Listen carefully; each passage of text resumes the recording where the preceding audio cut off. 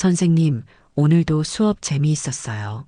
교실을 나서는 학생들의 인사에 미소로 답하며 교탁을 정리합니다. 중학교 사회교사로 지내온 10년, 이 작은 보람들이 제 일상을 지탱해주고 있습니다. 학교에서는 장쌤이라 불리며 아이들에게 존경받고 학부모들 사이에선 아이처럼 순한 사람이라 평가받는 34세 장도연입니다. 퇴근길, 문득 아내 서지혜에게서 온 메시지를 확인했습니다. 오늘은 일찍 들어와. 하민이랑 같이 저녁 먹으려고. 따스한 마음이 가슴에 번집니다. 대학 시절 동아리에서 만난 지혜와의 사랑은 결혼으로 이어졌고 5살 아들 하민이를 얻었죠. 흔히 말하는 평범한 행복이지만 제겐 그 무엇보다 소중한 일상입니다. 집으로 향하는 발걸음이 가벼워집니다. 아파트 현관문을 열자 달려오는 하민이의 작은 발소리가 들려옵니다.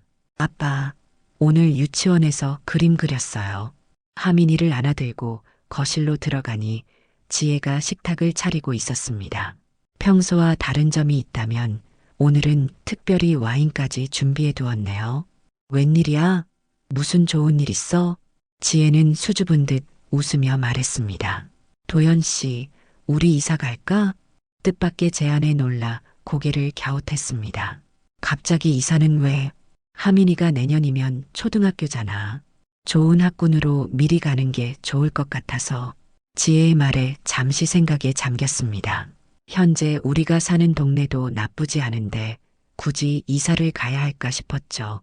하지만 아내의 진지한 눈빛을 보니 분명 오래 고민한 끝에 내린 결정 같았습니다. 어디로 가고 싶은데? 판교 쪽이 좋을 것 같아. 초등학교도 좋고 환경도 깨끗하고 지혜는 이미 여러 정보를 찾아본 듯 했습니다. 늘 그랬듯 가족을 위해 꼼꼼히 준비하는 모습이 고마웠습니다. 알았어. 주말에 같이 가보자.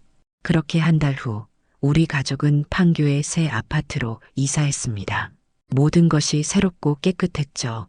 하민이도 새 동네에 금방 적응하는 모습이었습니다.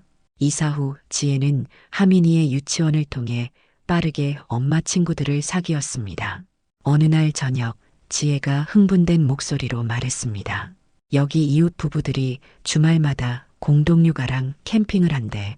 우리도 같이 해보면 어떨까? 솔직히 낯선 사람들과 어울리는 것은 조금 부담스러웠습니다. 학교에서는 교사로서 당당하지만 사적인 모임은 항상 어색하거든요. 꼭 해야 할까? 우리끼리만 놀러 다녀도 좋잖아. 도연 씨, 하민이도 친구들이랑 놀 수 있고 좋을 것 같은데 한 번만 같이 가보자. 지혜의 애원하는 눈빛을 이기지 못하고 결국 동의했습니다. 그렇게 우리는 첫 공동육아 모임에 참석하게 되었죠. 주말 근처 공원에서 5가족이 모였습니다. 아이들은 곧바로 어울려 놀기 시작했고 어른들은 돗자리에 앉아 대화를 나눴습니다. 처음에는 어색했지만 다들 비슷한 또래의 부부들이라 대화가 잘 통했죠. 장 선생님이시죠? 아이들 교육에 관심이 많으시겠네요. 한 아빠가 말을 걸어왔습니다. 자기소개를 하는데 그의 이름은 민태우. 34세로 저와 동갑이었고 외식업체를 운영한다고 했습니다. 네, 중학생들을 가르치고 있어요.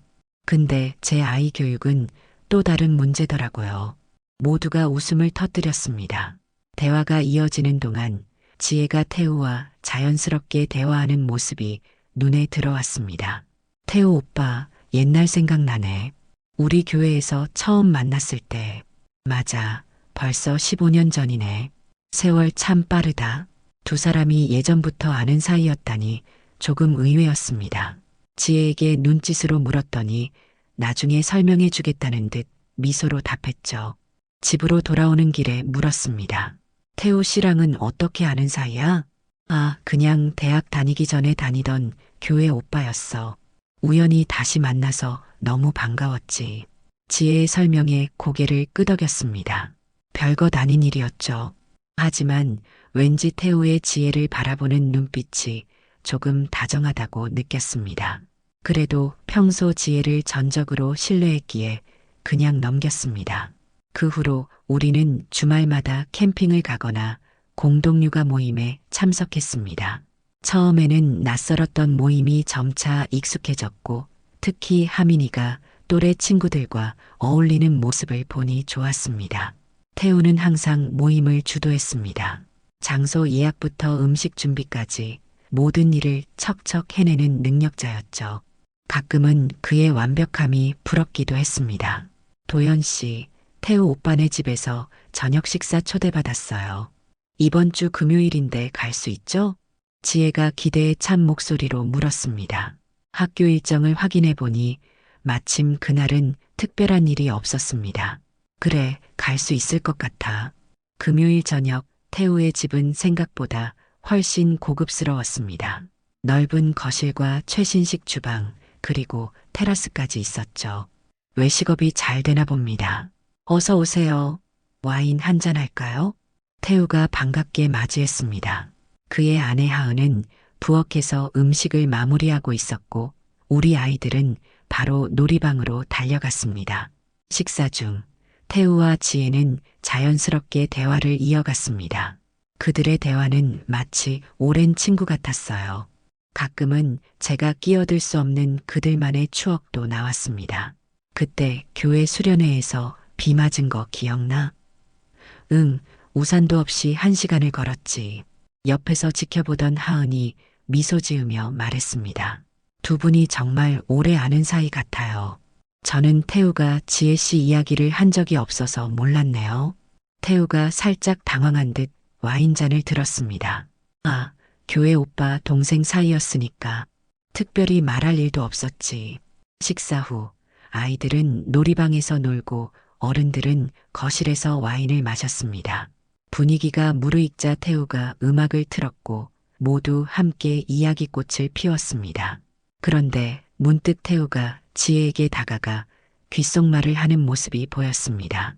둘은 살짝 웃으며 눈빛을 교환했고 지혜의 뺨이 붉어졌습니다. 순간 이상한 감정이 치밀어 올랐지만 바로 지워버렸습니다. 내가 너무 예민한 건가? 밤이 깊어지고 우리는 집으로 돌아왔습니다. 하민이는 이미 차 안에서 잠들었고 지혜는 평소보다 조용했습니다. 즐거웠어? 응, 너무 좋았어. 지혜의 대답이 왠지 평소와 달리 들렸습니다. 마치 다른 생각에 잠겨 있는 듯한 목소리였죠. 어느 주말 우리는 5가족이 함께 양평으로 캠핑을 갔습니다. 태우가 예약한 글램핑장은 강가에 위치해 있었고 시설도 좋았습니다. 아이들은 물놀이를 하며 신나게 뛰어놀았고 어른들은 바비큐를 준비했죠. 도연 씨, 이번에는 좀 마셔요. 항상 너무 절제하시는 것 같아요. 다른 부부 중 한 명이 건배를 제안했습니다. 평소에는 잘 마시지 않지만 오늘만큼은 분위기에 취해 평소보다 많이 마셨습니다. 지혜도 평소보다 술을 많이 마셨고 다들 취기가 오르자 분위기는 더욱 무르익었습니다. 밤이 깊어지고 아이들은 모두 텐트에서 잠들었습니다. 어른들은 캠프파이어 주변에 모여 술을 마시며 이야기를 나눴습니다. 지혜는 몇 번이나 자리를 비웠다 돌아왔고 태우도 마찬가지였습니다. 난 이만 자러 갈게. 하민이도 봐야 하니까. 취기가 오른 상태에서 텐트로 향했습니다. 하민이는 이미 깊이 잠들어 있었습니다. 저도 옆에 누워 곧 잠이 들었죠. 얼마나 시간이 지났을까요? 화장실이 급해 일어났습니다. 밖은 여전히 어두웠고 캠프파이어는 꺼져 있었습니다. 모두 텐트로 돌아간 모양이었죠. 화장실을 다녀오는 길에 문득 지혜가 보이지 않는다는 사실을 깨달았습니다. 텐트에 들어왔을 때도 없었는데 아직 밖에 있나 싶어 주변을 둘러보았습니다. 그때였습니다. 공용 휴게실 쪽에서 희미한 불빛이 보였습니다. 호기심에 다가가 창문으로 살짝 들여다보니 충격적인 장면이 펼쳐졌습니다. 지혜와 태우가 소파에 앉아 있었습니다. 아니, 앉아 있다라기보다는 밀착되어 있다는 표현이 더 맞을 것 같았습니다. 태우의 손은 지혜의 허리를 감싸고 있었고 두 사람의 얼굴은 너무 가까웠습니다. 순간 머릿속이 하얘졌습니다. 이게 무슨 상황인지 제대로 이해하기도 전에 제 입에서 소리가 터져 나왔습니다. 무슨 짓이야?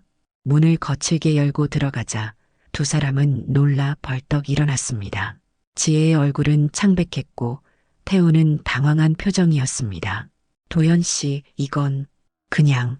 지혜가 말을 더듬었습니다. 그녀의 눈에 눈물이 고였습니다. 술 기운에 그만. 정말 아무 일도 없었어요. 태우도 고개를 숙이며 말했습니다. 장 선생님, 오해하지 마세요. 그냥 술김에 옛날 이야기를 하다가 나가. 낮지만 단호한 목소리로 말했습니다. 태우는 더 이상 말을 하지 않고 자리를 떠났습니다. 지혜와 단둘이 남겨졌죠. 설명해봐. 내가 방금 본 건 뭐지? 지혜는 눈물을 흘리며 애원했습니다. 믿어줘. 도연 씨. 정말 아무 일도 없었어. 그냥 술에 취해서 잠깐 실수한 거야. 마음속에서는 격렬한 분노가 일었지만 표정을 굳게 유지했습니다. 아이들이 자고 있는 곳이었고 다른 가족들도 주변에 있었기 때문이죠. 지금은 돌아가자. 집에 가서 얘기하자. 그날 밤 우리는 침묵 속에 각자 잠자리에 들었습니다. 하민이는 평화롭게 자고 있었지만 제 마음은 폭풍 속에 있었습니다. 다음 날 아침 우리 가족은 서둘러 짐을 싸고 다른 사람들과 작별 인사도 제대로 하지 않은 채 캠핑장을 떠났습니다. 차 안에서도 어색한 침묵만이 흘렀습니다. 집에 도착하자마자 하민이를 그의 방에 재우고 드디어 지혜와 대면했습니다. 이제 솔직하게 말해봐. 태우랑 너는 정확히 어떤 사이야? 지혜는 한참을 망설이다 입을 열었습니다. 정말 교회 오빠였어. 그냥 옛날에 조금 가까웠던 것뿐이야. 가까웠다는 게 무슨 뜻이야? 그냥 잠깐 동안 서로 좋아했던 적이 있었어. 하지만 정말 오래전 일이고 지금은 아무것도 없어. 그 말을 듣는 순간 뭔가 확신이 들었습니다. 지혜의 눈빛에서 거짓말을 읽을 수 있었습니다. 그건 단순한 옛사랑이 아니었습니다. 뭔가 더 깊은 관계가 있었던 것이 분명했습니다. 나는 이제 어떻게 너를 믿을 수 있지? 그날 밤 이후 집안의 분위기는 완전히 달라졌습니다. 지혜는 평소보다 더 다정하게 굴었고 제게 미안하다며 여러 번 사과했습니다. 하지만 한 번 깨진 신뢰는 쉽게 회복되지 않았습니다. 일주일이 지났습니다. 학교에서 수업을 마치고 돌아오는 길에 결심했습니다. 지혜의 휴대폰을 확인해 보기로. 교사로서 학생들의 사생활을 존중하라고 가르치면서 제가 아내의 프라이버시를 침해하는 행동을 한다는 것이 모순적이라는 생각도 들었습니다. 하지만 그날 밤 본 장면이 자꾸 머릿속에 맴돌았습니다. 저녁 식사 후 지혜가 하민이를 목욕시키러 간 사이 기회가 왔습니다. 지혜의 휴대폰을 집어들었습니다. 비밀번호는 하민이의 생일이었습니다. 문자 메시지부터 확인했지만 태우와의 대화는 거의 없었습니다. 사진첩도 특별한 것이 없었죠. 내가 너무 의심이 많은 건가? 포기하려는 찰나 우연히 앱 목록을 보다가 이상한 점을 발견했습니다. 메시지 앱이 두 개였습니다. 하나는 평소 지혜가 사용하는 것이고 다른 하나는 비슷하게 생겼지만 다른 앱이었죠. 호기심에 그 앱을 열어보았습니다. 비밀번호를 요구했습니다. 하민이 생일을 입력했지만 맞지 않았습니다. 지혜의 생일, 우리 결혼기념일, 여러 날짜를 시도해봤지만 모두 실패했습니다. 마지막으로 생각난 것은 태우의 생일이었습니다. 지혜가 태우의 생일 파티를 준비하며 언급했던 기억이 났거든요. 놀랍게도 앱이 열렸습니다. 화면에는 태우와의 대화가 가득했습니다. 최근 대화들을 위로 스크롤하니 수개월 전부터 시작된 대화들이 나왔습니다. 심장이 빠르게 뛰기 시작했습니다. 우리 아들 요즘 감기 기운 있는 것 같아. 병원 같이 갈까? 태우의 메시지였습니다. 우리 아들이라고? 하민이를 지칭하는 건가요? 네가 아들 손 꼭 잡아주는 거 보니까 마음이 이상했어. 그래도 도연이는 하민이에게 좋은 아빠야. 지혜의 답장이었습니다. 등줄기로 식은땀이 흘렀습니다. 계속해서 대화를 읽어내려갔습니다. 가끔은 후회돼. 우리가 그때 용기를 냈더라면 난 지금도 널 사랑해. 그건 변하지 않아. 이사 계획대로 진행하자. 가까이 살면 자주 볼 수 있을 거야. 메시지들이 제 눈앞에서 춤추는 듯 했습니다. 이것은 단순한 우정이나 옛 감정이 아니었습니다. 그들은 지금도 서로를 사랑하고 있었습니다. 그리고 우리가 이사 온 것도 모두 계획된 일이었군요. 더 충격적인 메시지를 발견했습니다. 하민이가 점점 너를 닮아가는 것 같아. 특히 웃을 때 눈매가, 손이 떨렸습니다. 머릿속에서 모든 퍼즐 조각이 맞춰지는 느낌이었습니다. 하민이가 태우의 아들일지도 모른다는 끔찍한 생각이 들었습니다. 사진 폴더로 넘어가니 태우와 지혜의 사진들이 있었습니다. 대부분은 우리가 함께한 모임에서 찍은 것들이었지만 몇몇은 둘만 있는 사진이었습니다. 데이트를 한 것 같은 모습들이었죠. 목욕 소리가 멈췄습니다. 지혜가 곧 나올 것 같았습니다. 급히 휴대폰을 제자리에 돌려놓고 소파에 앉았습니다. 마음은 이미 산산조각이 나 있었습니다. 그날 밤 잠을 이루지 못했습니다. 옆에서 평화롭게 자고 있는 지혜를 바라보았습니다.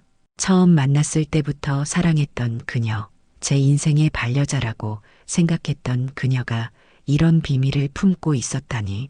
다음 날 아침 평소처럼 행동하려 노력했습니다. 하민이에게 아침 인사를 하고 지혜에게 작별 인사를 하는 척했습니다. 하지만 마음속에서는 이미 결심이 서 있었습니다. 학교에서 수업을 마치고 곧바로 병원으로 향했습니다. 친자 확인 검사를 받기 위해서였습니다. 하민이의 칫솔을 가져왔고 제 구강세포도 채취했습니다. 결과는 일주일 후에 나온다고 했습니다. 그 일주일이 제 인생에서 가장 길었습니다. 아침에 일어나 하민이를 보면 마음이 아팠습니다. 그 아이가 제 친자가 아닐 수도 있다는 생각에, 그동안의 모든 사랑과 추억이 거짓이었을지도 모른다는 생각에 가슴이 찢어지는 듯 했습니다. 마침내 결과가 나왔습니다. 봉투를 받아들고 한참을 망설였습니다. 이 봉투 안에 제 인생이 달라질 수 있는 내용이 들어있다는 것을 알았기 때문입니다. 천천히 봉투를 열고 결과지를 펼쳤습니다. 의학 용어들 사이에서 눈에 들어온 문장이 있었습니다. DNA 결과 99.9999% 확률로 친자 관계가 성립되지 않습니다. 시간이 멈춘 듯 했습니다. 하민이는 제 아들이 아니었습니다. 5해 동안 아들이라 믿고 키웠던 아이가 실은 다른 남자의 아이였던 것입니다. 그날 이후 저는 완전히 다른 사람이 되었습니다. 학교에서도 수업에 집중하기 어려웠고 집에서도 지혜와 하민이를 보는 게 고통스러웠습니다. 밤마다 불면증에 시달렸고 위경련도 자주 일어났습니다. 지혜는 제 변화를 눈치챘는지 자주 물어왔습니다. 도연 씨, 요즘 많이 힘들어 보여요. 무슨 일 있어요? 거짓말을 했습니다. 학교 일이 바빠서, 시험 기간이라 스트레스 받아서, 그런 핑계를 대면서요. 진실을 바로 털어놓을 용기가 없었습니다. 먼저 모든 진실을 알아야 했으니까요. 어느 날 결심했습니다. 태우를 직접 만나기로 메시지를 보냈습니다. 태우 씨, 저 장도연입니다. 잠시 시간 내주실 수 있을까요? 중요한 얘기가 있습니다. 태우의 답장은 의외로 빨리 왔습니다. 네, 언제 만날까요? 우리는 도심 카페에서 만났습니다. 태우는 조금 긴장한 모습이었지만 여전히 자신감 있는 태도를 유지했습니다. 아마 제가 그날 밤 일을 문제 삼으러 온 줄 알았던 것 같습니다. 장 선생님, 그날 일은 정말 죄송합니다. 술에 취해서 말을 끊었습니다. 태우 씨, 난 그날 일 때문에 온 게 아닙니다. 태우의 표정이 변했습니다. 살짝 당황한 기색이 역력했죠. 그러면 무슨 일로? 하민이에 대해 얘기하고 싶습니다. 이 말에 태우는 완전히 얼어붙었습니다. 그의 눈에서 공포가 읽혔습니다. 아무 말 없이 그를 응시했습니다. 침묵이 흐르고 결국 태우가 먼저 입을 열었습니다. 무슨 말씀이신지. 거짓말은 그만하죠. 모든 걸 알고 있습니다. 태우는 깊은 한숨을 내쉬더니 고개를 떨궜습니다. 언제부터 아셨어요? 최근에 알게 됐습니다. 지혜의 휴대폰을 받고 친자 확인 검사도 했습니다. 이 말에 태우의 눈이 커졌습니다. 아마 제가 여기까지 알아냈다는 사실에 충격을 받은 모양이었습니다. 저 설명할 수 있습니다. 그럼 설명해 보세요. 어떻게 이런 일이? 태우는 잠시 침묵하더니 이야기를 시작했습니다. 지혜와 저는 대학교 시절부터 사귀었습니다. 정말 깊은 사이였죠. 태우의 이야기에 따르면 그와 지혜는 대학 시절 깊게 사랑했던 연인이었습니다. 하지만 태우의 집안에서 반대했다고 합니다. 태우의 아버지는 지혜의 집안 형편을 문제 삼았고 결국 둘은 헤어졌다고 했습니다. 그 후 각자 다른 사람과 결혼했지만 서로에 대한 마음은 사라지지 않았어요. 태우는 자신의 결혼도 부모님의 강요로 이루어진 것이라고 말했습니다. 하지만 그때 저는 지혜를 진심으로 사랑했고 행복한 결혼 생활을 하고 있다고 생각했습니다. 그럼 하민이는? 태우는 고개를 숙였습니다. 네. 우리가 우연히 다시 만났을 때, 그때 잠시 화가 치밀어 올랐지만 겉으로는 침착함을 유지했습니다. 그래서 이사도 계획한 거군요. 우리 가족을 판교로 데려와서 당신과 지혜가 가까이 지낼 수 있게. 태우는 부정하지 않았습니다. 사실이었던 겁니다. 우리의 이사, 공동육아 모임, 모든 것이 계획된 일이었습니다. 지혜는 자기 아이를 친부와 가까이에서 키우고 싶었던 것이고, 태우는 자신의 아들과 시간을 보내고 싶었던 것입니다. 장 선생님, 정말 죄송합니다. 하지만 지혜는 선생님을 정말 소중히 여겨요. 그리고 하민이도. 그만하세요. 차갑게 말을 끊었습니다. 더 이상 들을 필요가 없었습니다. 모든 것이 명확해졌으니까요. 내 인생의 모든 것이 거짓이었습니다. 내가 아내라고 믿었던 여자는 다른 남자를 사랑하고 있었고, 내 아들이라고 믿었던 아이는 다른 남자의 아이였습니다. 카페를 나오면서 결심했습니다. 이제 모든 것을 정리할 때가 왔다고. 집으로 돌아와 지혜를 기다렸습니다. 하민이는 유치원에서 돌아오지 않은 시간이었습니다. 지혜가 현관문을 열고 들어오자마자 물었습니다. 우리 얘기 좀 해야겠어. 지혜는 제 심각한 표정을 보고 얼른 가방을 내려놓았습니다. 무슨 일이야? 태우를 만났어. 이 말에 지혜의 얼굴이 창백해졌습니다. 그녀의 눈에 공포가 서렸습니다. 무슨 얘길? 다 알아. 너희 둘의 관계, 하민이가 태우의 아들이라는 사실도. 지혜의 눈에서 눈물이 흘러내렸습니다. 그녀는 무릎을 꿇었습니다. 도연 씨, 제발 용서해줘. 내가 잘못했어. 하지만 우리는 가족이잖아. 가족? 쓴웃음이 나왔습니다. 네가 생각하는 가족은 뭐야? 거짓말로 시작된 이 관계가 가족이라고 생각해? 지혜는 흐느끼며 모든 것을 털어놓았습니다. 대학 시절 태우와의 관계, 헤어진 후의 아픔, 그리고 우연히 다시 만나 과거의 감정이 되살아난 이야기까지. 하민이가 태우의 아이라는 사실도 인정했습니다. 하지만 도연 씨, 당신을 배신한 게 아니에요. 하민이를 가진 건 우리가 만나기 전이었어요. 그래, 그럼 왜 내게 진실을 말하지 않았어? 왜 다른 남자의 아이를 내 아이라고 속였어? 지혜는 대답하지 못했습니다. 그 침묵이 모든 것을 말해주었습니다. 그리고 이사는? 그것도 다 계획된 거였지? 태우와 가까이 살기 위해서. 지혜는 고개를 끄덕였습니다.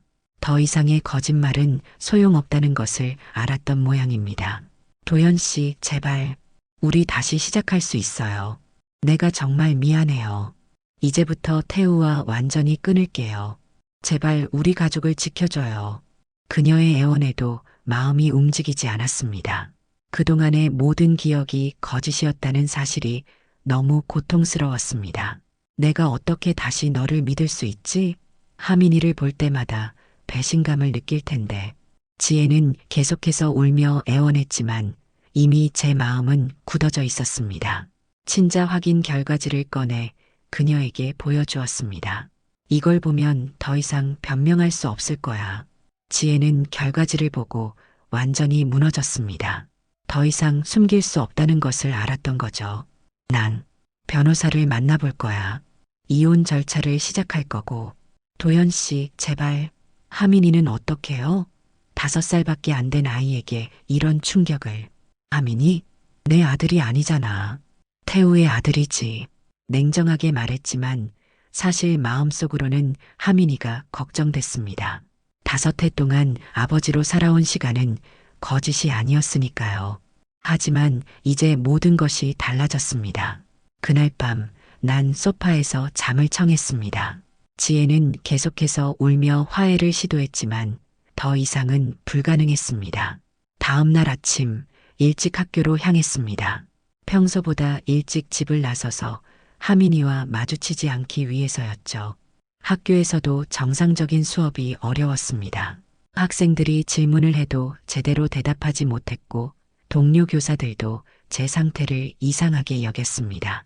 장 선생님 괜찮으세요? 얼굴이 안 좋아 보여요.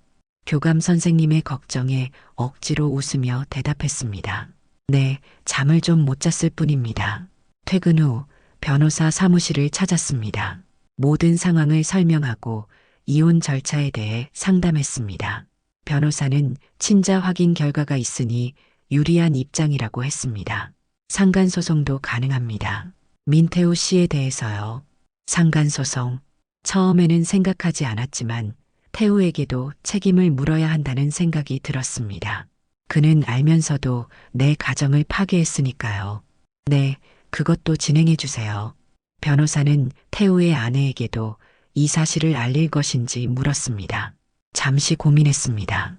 하은도 저처럼 속고 있는 것이니 진실을 알 권리가 있지 않을까요? 네, 그녀도 알아야 할 것 같습니다. 집으로 돌아가는 길, 마음이 무거웠습니다. 이제 모든 것이 달라질 것입니다. 하민이와의 관계도, 지혜와의 관계도, 내 인생 전체가 달라질 것입니다. 현관문을 열자 지혜가 울면서 달려왔습니다. 도연 씨, 어디 갔다 와요? 전화도 안 받고 대답하지 않고 거실로 들어갔습니다. 하민이는 자기 방에서 놀고 있었습니다. 그 모습을 보니 가슴이 아팠습니다. 아무 잘못 없는 아이가 이 상황의 피해자라는 생각이 들었습니다. 변호사 만나고 왔어. 지혜의 얼굴이 창백해졌습니다. 그래서 어떻게 되는데? 곧 이혼 서류가 준비될 거야. 그리고 태우의 아내에게도 이 사실을 알릴 거야. 안 돼. 그러지 마. 하은이는 아무 잘못도 없어. 너희 두 사람이 저지른 일의 결과야. 이제 와서 무슨. 말을 멈췄습니다. 하민이가 방에서 나와 우리를 바라보고 있었습니다. 아빠, 엄마, 왜 싸워? 하민이의 질문에 우리는 잠시 침묵했습니다. 그 순간 하민이가 제게 달려와 안겼습니다. 아빠, 무서워요. 그 말에 가슴이 찢어지는 듯 했습니다. 5해 동안 아빠라고 불러온 이 아이에게 난 더 이상 아빠가 아니었습니다. 하지만 하민이는 그 사실을 모릅니다. 그저 자신의 부모가 싸우는 것이 무서울 뿐이죠. 괜찮아, 하민아. 어른들 이야기니까 방에 가서 놀고 있어. 부드럽게 말하며 하민이를 방으로 돌려보냈습니다. 하민이가 방문을 닫자 다시 지혜에게 시선을 돌렸습니다.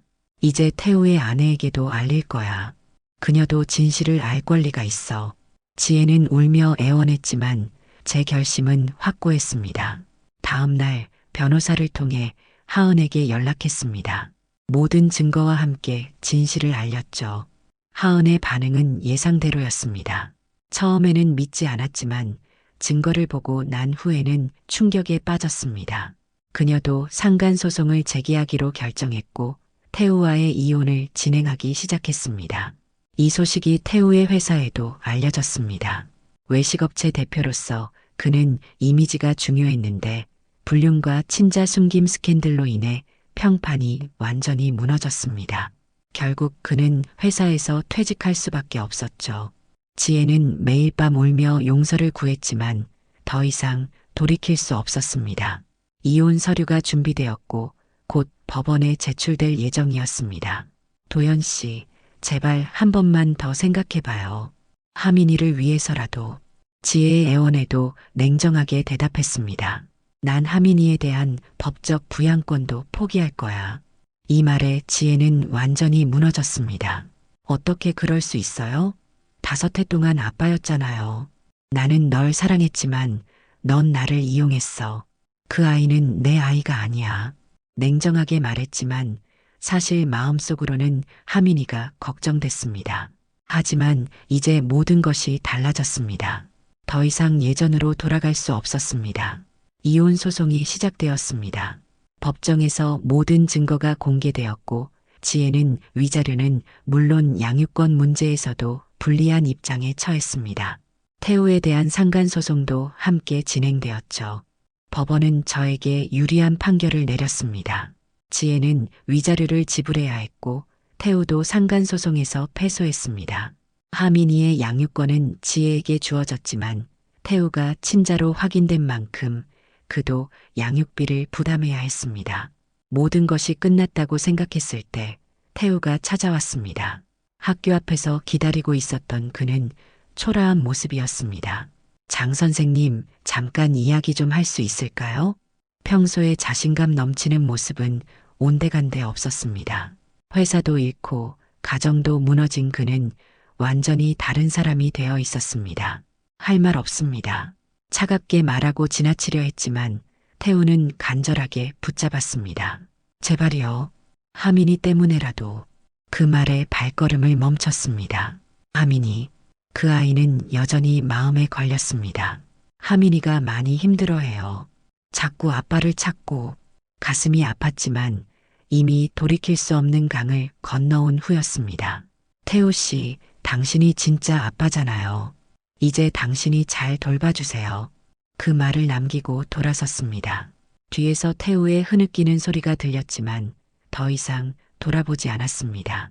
집으로 돌아와 짐을 정리했습니다. 이제 이 집을 떠날 시간이었습니다. 새로운 삶을 시작하기 위해 모든 아픔을 뒤로하고 떠나기로 했습니다. 짐을 싸는 동안 하민이의 사진 앞에서 발걸음을 멈췄습니다.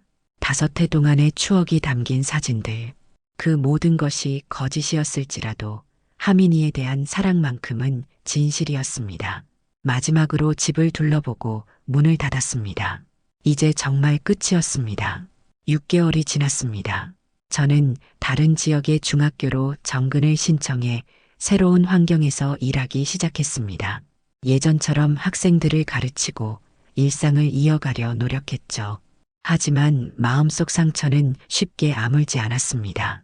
새 학교의 첫 수업날 담임을 맡은 반 학생들과 인사를 나눴습니다. 안녕하세요. 저는 이번에 정근 온 장도연 선생님입니다. 이번 학기 사회를 가르치고 여러분의 담임도 맡게 되었습니다. 학생들의 호기심 어린 눈빛을 받으며 수업을 시작했습니다. 가르치는 일은 언제나 저에게 위안이 되었습니다.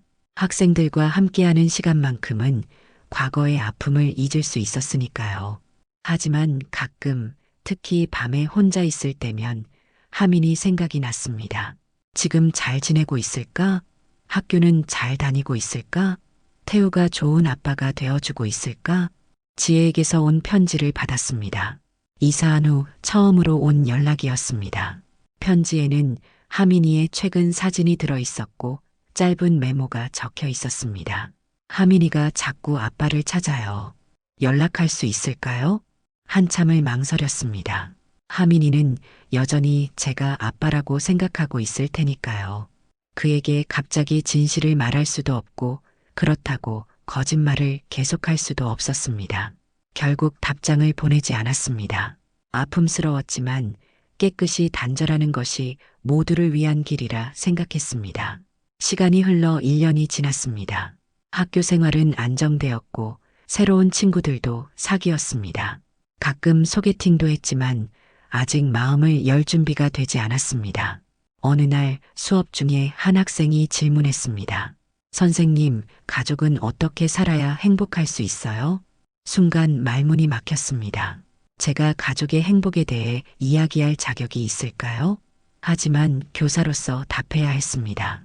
살짝 웃으며 대답했습니다. 진심을 다하고 진실을 받는 것, 그게 전부야. 학생들은 제 대답이 심오하다며 웃었지만 저에게는 뼈아픈 진실이었습니다. 진심과 진실이 없는 관계는 결국 무너질 수밖에 없다는 것을 뼈저리게 경험했으니까요. 수업이 끝나고 창가에 서서 운동장을 바라봤습니다. 아이들이 뛰어노는 모습이 하민이를 떠올리게 했습니다. 그 순간 문득 깨달았습니다.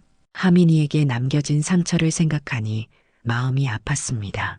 내가 너무 이기적이었나? 하민이는 아무 잘못도 없는데 어른들의 문제로 아버지를 잃었습니다. 비록 혈연적으로는 제 아들이 아니지만 5해 동안 정을 쌓아온 아이였습니다. 고민 끝에 지혜에게 연락했습니다. 하민이는 잘 지내? 간단한 메시지였지만 오랜 침묵을 깨는 첫걸음이었습니다. 지혜의 답장이 곧 왔습니다. 네, 잘 지내요. 초등학교 입학했어요. 도연 씨를 많이 그리워해요. 가슴이 아팠지만 동시에 안도감도 느꼈습니다. 하민이가 잘 지내고 있다니 다행이었습니다. 언젠가 만날 수 있을까요? 지혜의 조심스러운 질문에 잠시 생각했습니다. 이제는 과거의 분노와 상처를 조금은 내려놓을 수 있을 것 같았습니다. 언젠가는. 하지만 지금은 아직 준비가 안 됐어. 진실한 대답이었습니다.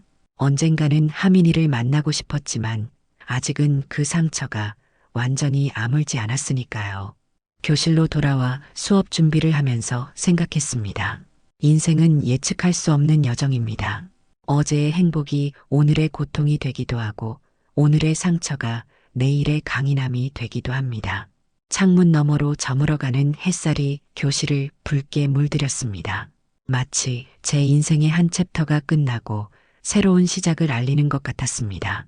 누군가는 가정을 버렸고 누군가는 가정을 지켰다. 말없이 중얼거렸습니다. 과연 제가 무엇을 버렸고 더 무엇을 지켰는지는 아직 명확하지 않았습니다. 하지만 한 가지 확실한 것은 진실을 선택했다는 것. 그리고 그 선택이 비록 고통스럽더라도 거짓 위에 세워진 행복보다는 낫다는 것을 이제는 알고 있었습니다. 새로운 내일을 향해 천천히 발걸음을 내딛기 시작했습니다.